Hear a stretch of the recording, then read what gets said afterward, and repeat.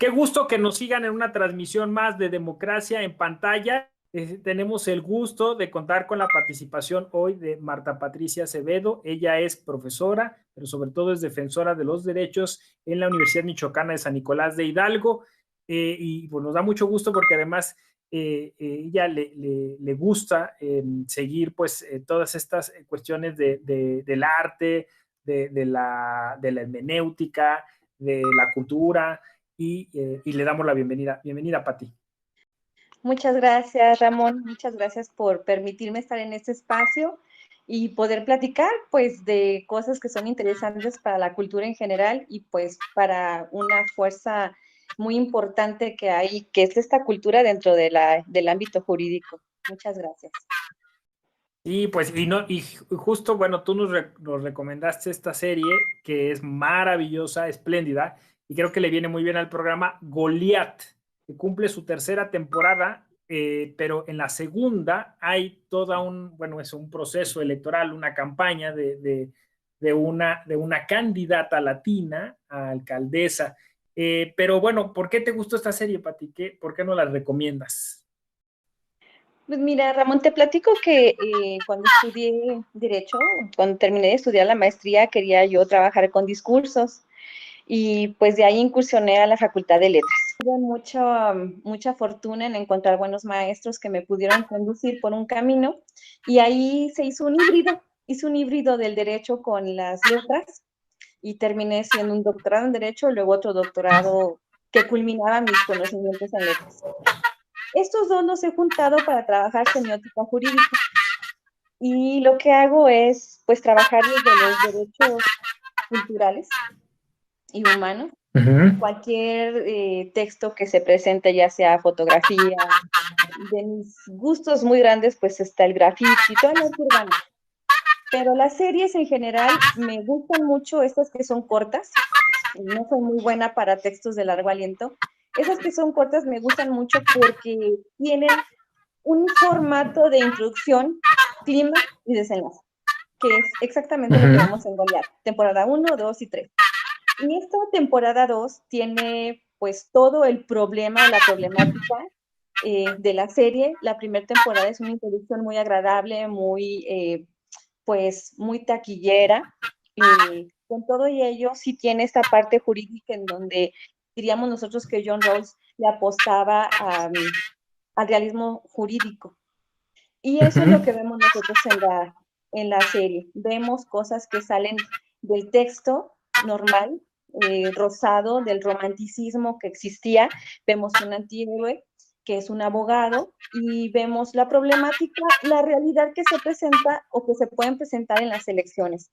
Muchos actores, muchos actantes que participan y que le ponen mucha intensidad a la serie. Sin embargo, aunque la segunda temporada es muy cruda, alguna gente no podría gustarle, pues la tercera temporada es un desenlace digno de poder cerrar toda una serie, ¿no?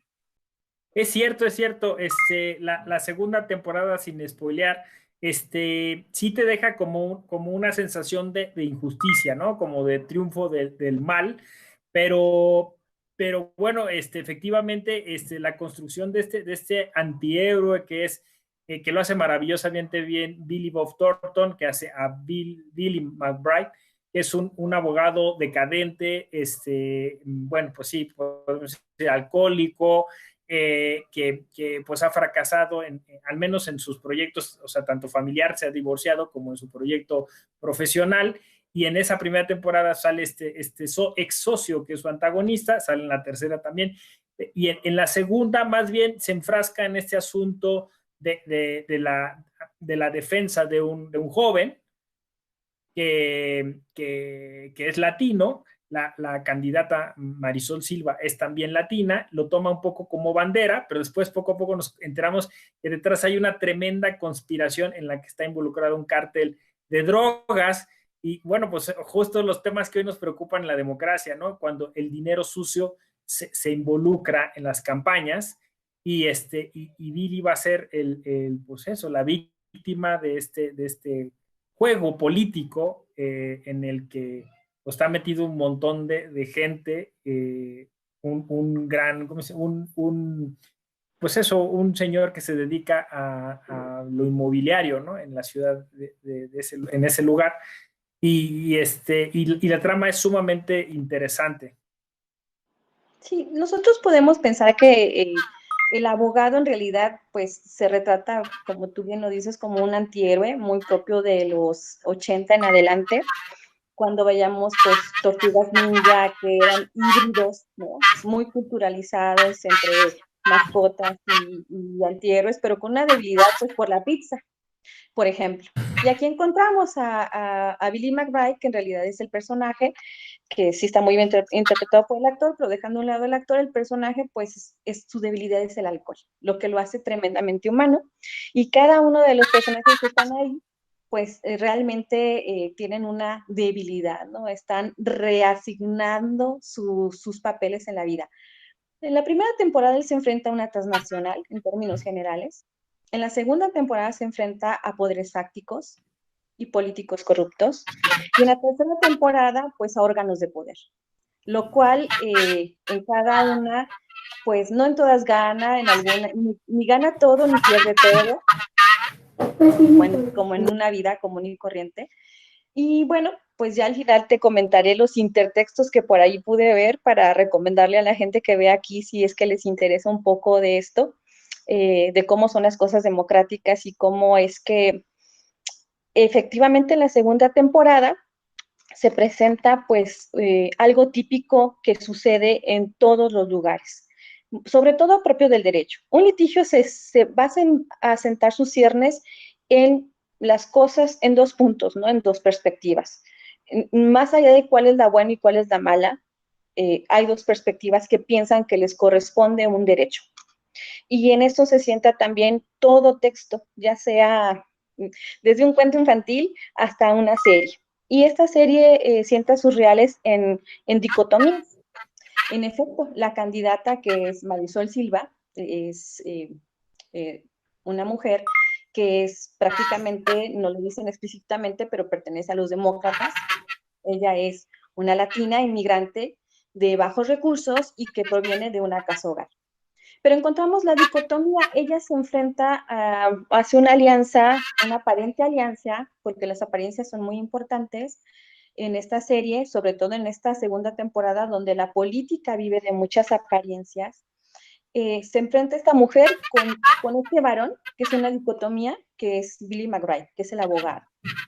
Y está la seducción que ella representa frente a la repulsión del alcoholismo de McBride. Está el amor frente al odio, pero no es el odio hacia las personas, es el odio hacia lo que la cultura norteamericana enarbola, que son los ideales y las libertades. No hay que olvidar que la primera enmienda de Estados Unidos sienta sus reales totalmente en la libertad de expresión y las libertades en general, que pueden ser excesos. Está entre la verdad y la vulnerabilidad que tienen todas las personas a las que se le defiende en el litigio y la fuerza y la valentía que presenta en este caso el abogado. Pero la serie por sí misma tiene la dicotomía de entrada, ¿no? Se llama Goliat. Es un texto bíblico, una parte de un salmo, de un versículo en donde pues David, que era el hijo más pequeño de los hermanos, con una piedra en una honda, le pega a Goliat, que es un monstruo gigantesco.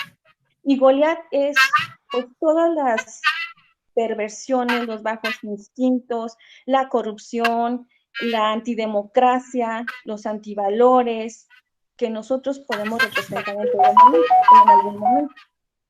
Esto es importante porque mientras está la contienda electoral, donde está la candidata, vemos cómo se tejen muchos intereses alrededor de ella y aunque ella tiene una intención primigenia de que realmente sea pues muy bien llevado a cabo su impulso sobre las casas hogares, porque ella viene de ahí, pues nos damos cuenta que todo lo que está alrededor de ella, en este caso una política que ya tiene una dinámica, la jala para tomar algunas decisiones, ¿no? Que ya el público verá si son certeras o no. Y nos vamos dando cuenta cómo la participación ciudadana es muy importante, porque en este espacio de la candidatura de ella, hay chicos jóvenes que se están formando y que se agregan o que se afilian como ayudantes, ¿sabes? La propia Y hija esto de Bill McBride, la propia. Denise, la hija de Billy McBride, realmente admiraba muchísimo a la, a la candidata, a Marisol Silva, y ella, la participación ciudadana de ella, representada en ella, en una sola persona, es la que al final de la serie termina dándole un sentido distinto. O sea, lo que nos dice la serie es cómo nosotros, desde un espacio pequeño que a veces desaprovechamos, que creemos que con nuestro voto es suficiente, la participación ciudadana desde organizarnos a barrer calles, a ser representantes de manzana, a ser representantes de casilla, puede cambiar muchas cosas.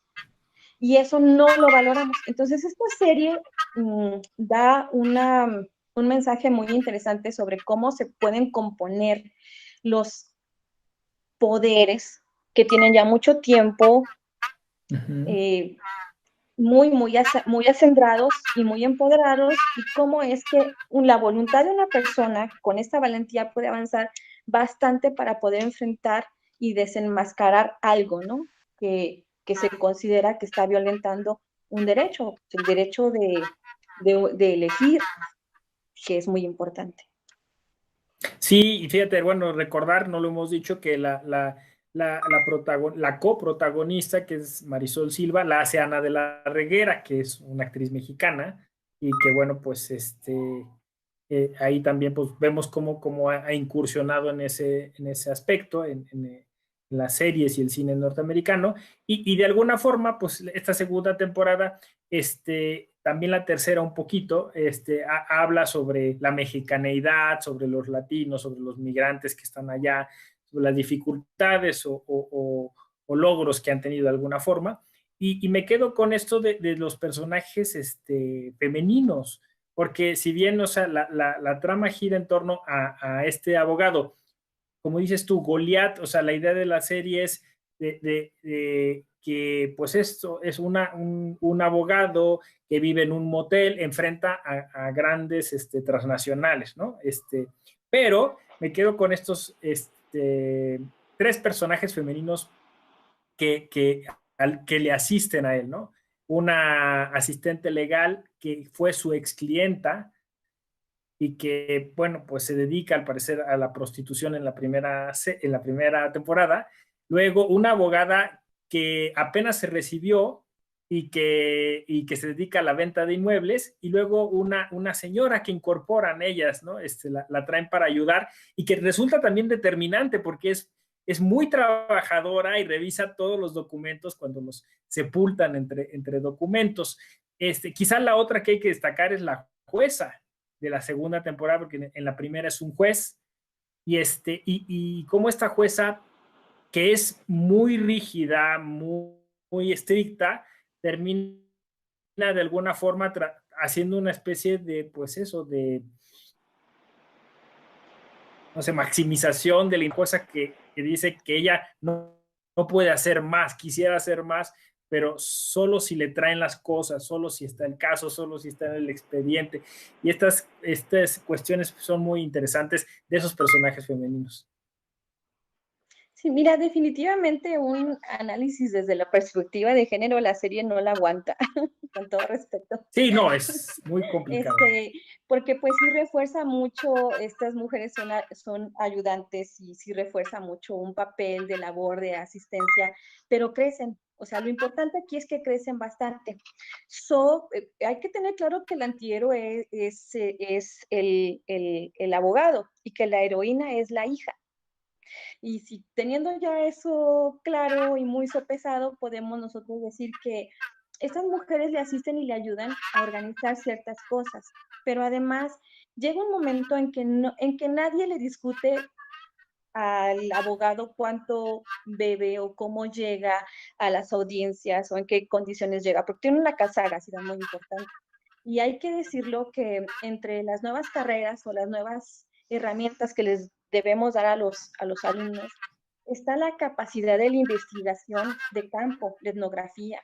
O sea, fíjate cómo él encuentra muchos datos con el otro abogado que se retira y que está en su camper JT. haciendo un trabajo sociológico de viajar en el camión, recuperar datos. En realidad, gran parte de lo que trabaja McBride son dos cosas. Uno, la organización social, porque llega a organizar a personas para, pues, el último episodio, la última temporada, hacer una demanda colectiva. Y luego llega a obtener información con una tranquilidad y una humildad muy importante, entendiendo que no todo lo va a ganar en el tribunal. De forma normal, los despachos americanos pagan investigadores, los que tienen dinero, ¿no? Pagan investigadores y ellos facturan sus horas, y los abogados, los bufetes que son realmente corporativos inmensos, pues tienen gente que se dedica a investigar y otros a litigar, a hacer el trabajo de escritorio, y otros van al litigio, a la corte.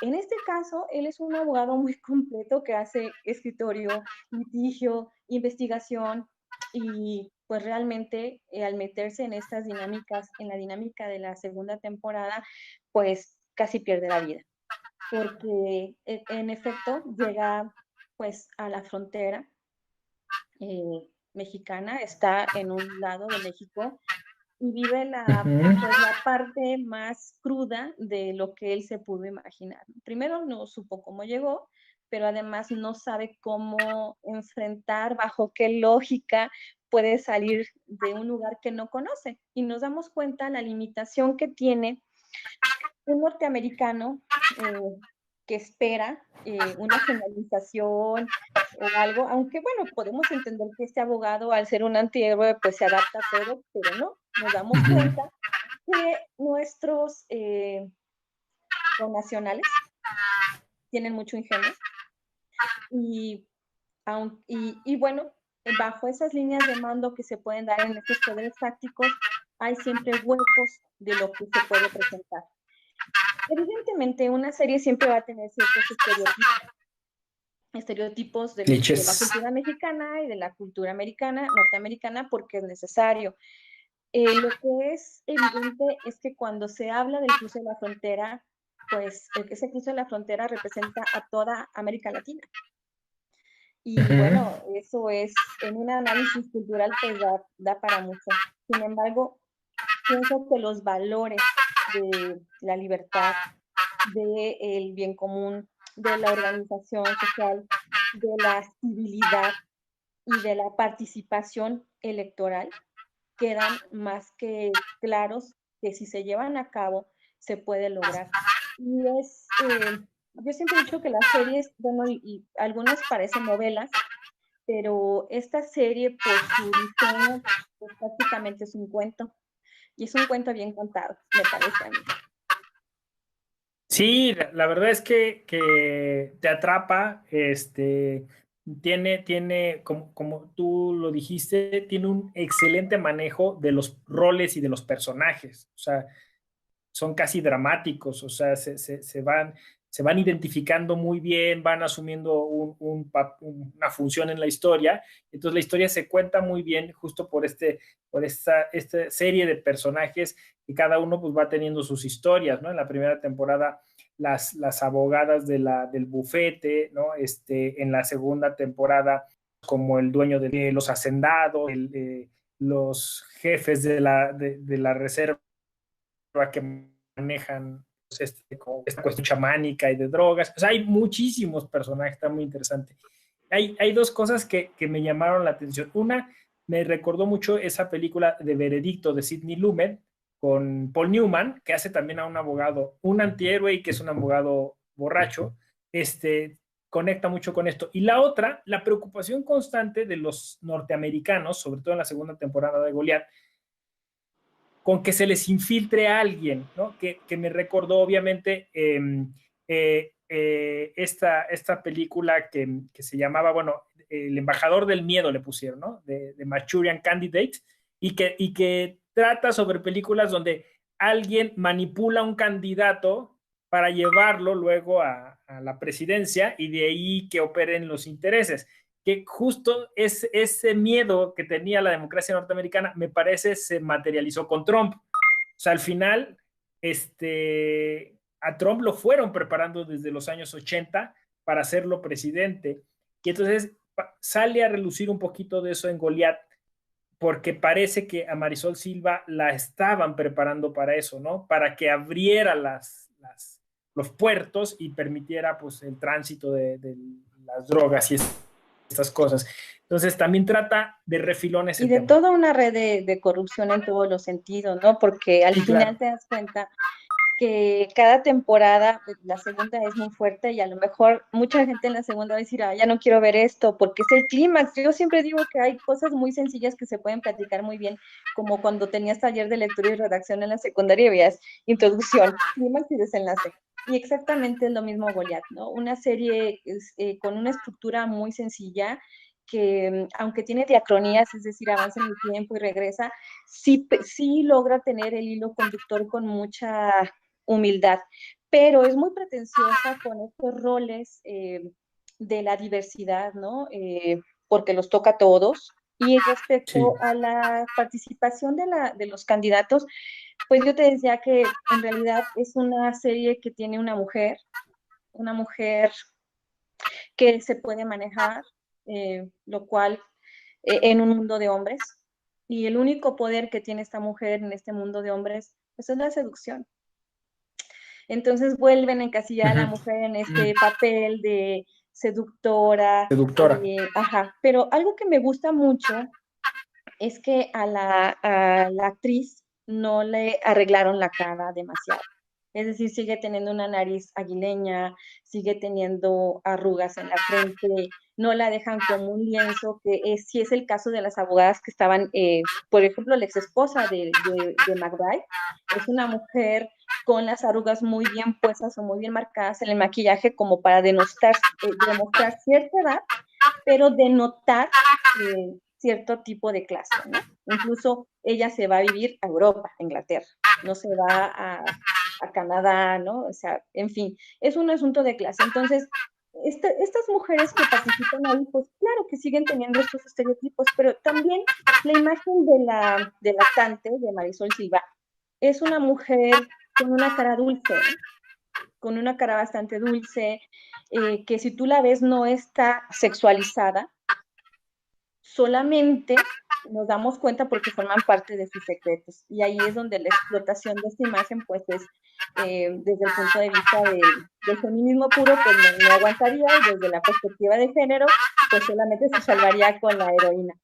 Pero sí hay que decir que ninguno de los personajes que están ahí tenían del todo la maldad ni del todo la bondad, ¿no? O sea, ni los malos eran tan malos, ni los buenos eran tan buenos. Eso es lo que la hace cercana a las personas.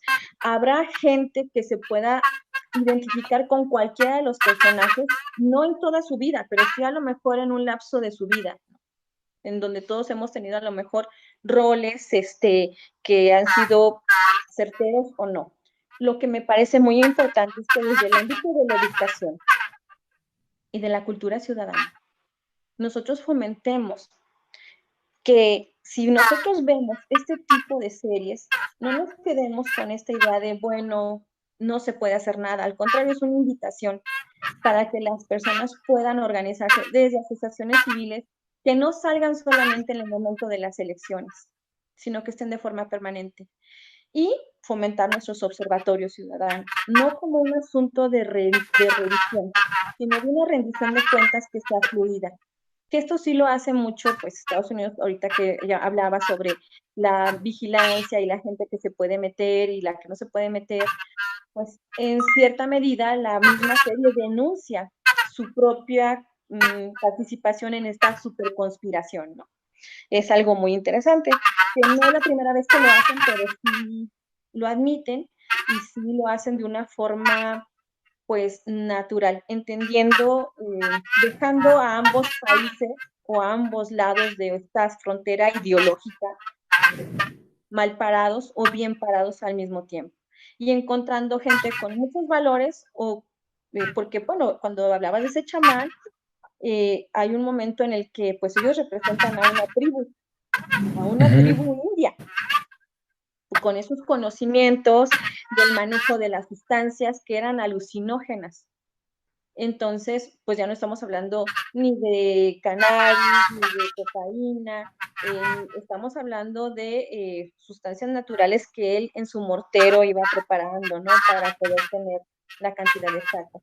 Entonces, realmente me parece que a lo que nos invita es a que los espacios que estemos, ya sea la escuela, podamos participar en los consejos de alumnos, podamos participar en cosas pequeñas. Se oye muy desgastado ya esto que estoy diciendo, porque esa es una invitación permanente que hacemos. Lo cierto es que nosotros mismos no regalamos ese tiempo, ¿no? A mí me gusta mucho que hagas este trabajo y te felicito por ello, porque todo lo visual genera mucho interés en todos los niveles del público. Y las personas saben, se informan y se educan de manera informal también por la televisión. Y en este momento de pandemia y en este momento de descanso, no deja de ser una forma de educarse y de enfrentar la vida, de agarrar fuerza para decir, bueno, si queremos a ellos, no queremos a ellos, y de respetar lo que la mayoría ha votado, porque hay momentos históricos que por ello así es. Entonces, sobreponernos frente a los otros solo porque no nos gusta una corriente de pensamiento no tiene sentido. El sentido es sobreponernos a otros en unas votaciones por un sentido de legalidad y por un sentido de que se están conservando ciertos valores. Ahí sí. Y ahí sí creo que el trabajo que se hace dentro de México es un trabajo muy interesante, que ha sido chuleado en muchos otros lados del mundo, pero que a nosotros nos parece como poca cosa. En algún momento participé en un consejo distrital y la lucha que teníamos siempre era, ¿por qué, como consejera ciudadana, decíamos, ¿por qué la gente siempre sale solo a votar? ¿Por qué el problema mismo de que vayan a la casilla?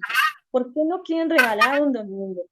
Y bueno, parece increíble, ¿no? Dices, tiene muchísima gente, pero lo cierto es que al final de esa sinsabor de iniciar una elección, pues te quedabas viendo con mucha satisfacción que la gente se suma y sale, porque se suman a todo ello.